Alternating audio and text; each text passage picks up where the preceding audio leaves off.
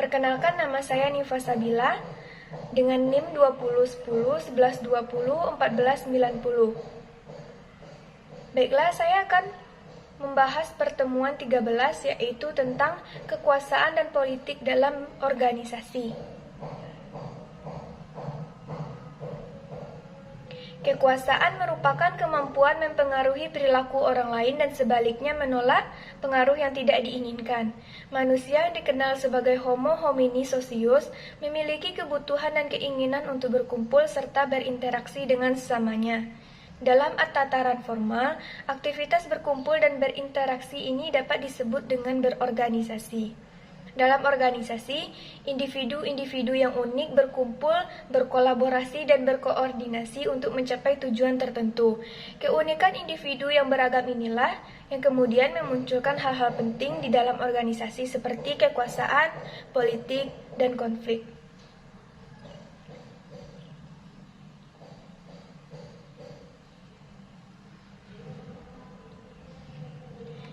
Definisi kekuasaan menurut para ahli.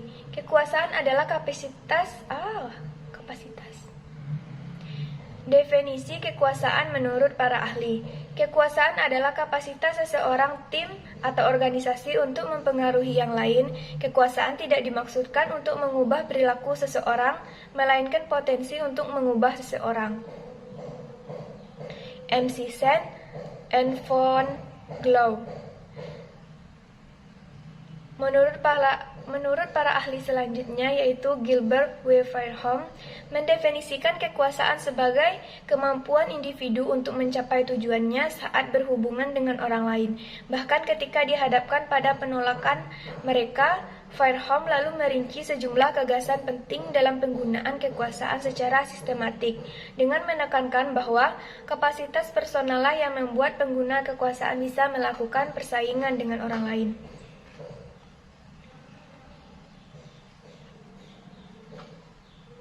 Selanjutnya yaitu faktor-faktor kekuasaan, yaitu ada 5. Yang pertama kekuatan, yang kedua kekayaan, dan yang ketiga umur, yang keempat gender, yang kelima jabatan atau posisi.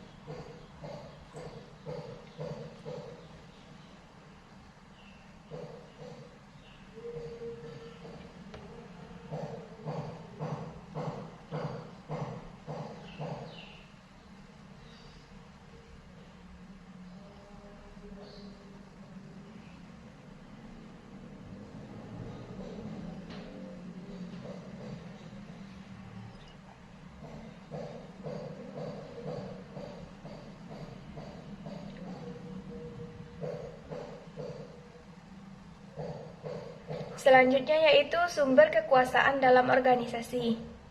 Yang pertama yaitu legitimate. Sumber kekuasaan dalam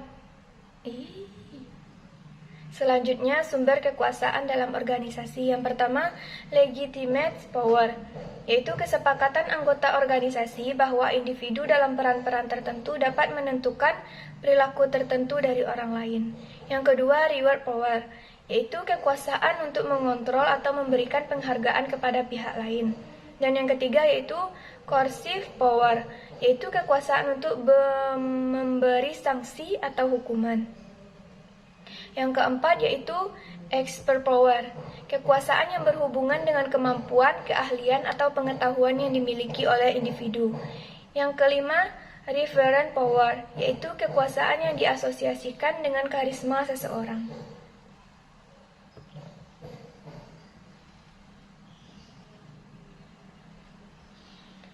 Selanjutnya yaitu karakteristik kekuasaan. Karakter kekuasaan. Karakter kekuasaan menurut Fairholm adalah yang pertama, kekuasaan bersifat sengaja karena meliputi kehendak, bukan sekedar tindakan acak. Yang kedua, kekuasaan adalah alat instrumen. Ia adalah alat guna mencapai tujuan. Yang ketiga, kekuasaan bersifat terbatas. Ia diukur dan diperbandingkan di aneka situasi atau dideteksi kemunculannya. Yang keempat, kekuasaan melibatkan kebergantungan, terdapat kebebasan atau faktor kebergantungan, ketidakbergantungan yang melekat pada penggunaan kekuasaan. Yang kelima, kekuasaan adalah gagasan bertindak. Ia bersifat samar dan tidak selalu dimiliki. Yang keenam, kekuasaan ditentukan dalam istilah hasil. Hasil menentukan kekuasaan yang kita miliki. Yang ketujuh, kekuasaan bersifat situasional. Taktik kekuasaan tertentu efektif di suatu hubungan tertentu, bukan seluruh hubungan. Dan kekuasaan didasarkan pada oposisi atau perbedaan. Partai harus berbeda sebelum mereka bisa menggunakan kekuasaannya.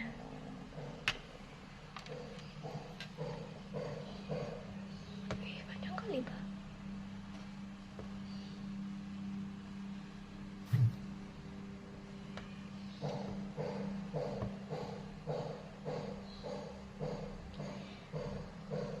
Selanjutnya yaitu definisi politik dan politik organisasi.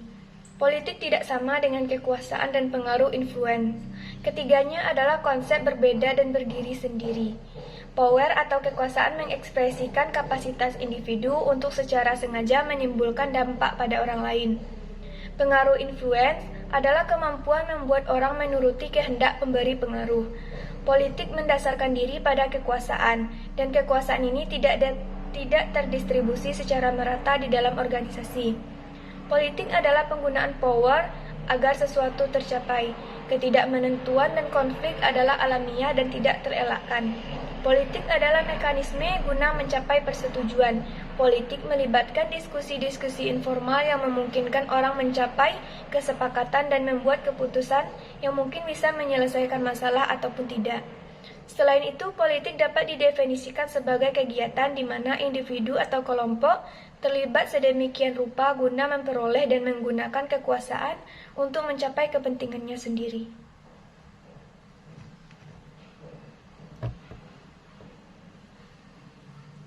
Selanjutnya, munculnya politik dalam organisasi. Rikal Eldaf mengidentifikasi 3 wilayah di mana politik organisasi terangsang untuk muncul. Wilayah-wilayah tersebut adalah: yang pertama, perubahan struktural. Perubahan struktural misalnya reorganisasi jabatan, langsung menohok ke dalam jantung hubungan otoritas dan kekuasaan. Reorganisasi seperti perubahan tugas dan wewenang juga berdampak atas dasar kekuasaan akibat ketidakmenentuan strategis. Yang kedua, suksesi manajemen. Perubahan keorganisasian seperti rekrutmen eksekutif baru, promosi, dan transfer pegawai punya signifikansi politik yang besar, khususnya pada level organisasi puncak di mana ketidakmenentuan demikian tinggi dan jaringan kepercayaan, kerjasama, dan komunikasi di antara eksekutif adalah penting. Yang ketiga yaitu alokasi sumber daya. Alokasi sumber daya adalah arena politik ketiga. Alokasi sumber daya memotong seluruh sumber daya yang dibutuhkan bagi kinerja organisasi, termasuk gaji anggaran, pekerja, fasilitas kantor, perlengkapan, penggunaan transportasi kantor, dan sebagainya. Selanjutnya, faktor yang mendorong kegiatan politik di dalam organisasi.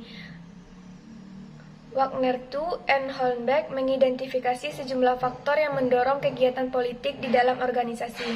Faktor-faktor tersebut adalah: yang pertama, personalitas individu, yang kedua, ketidakmenentuan, yang ketiga, ukuran organisasi, yang keempat, level hierarki, yang kelima, heterogenitas anggota, dan yang keenam, pentingnya keputusan.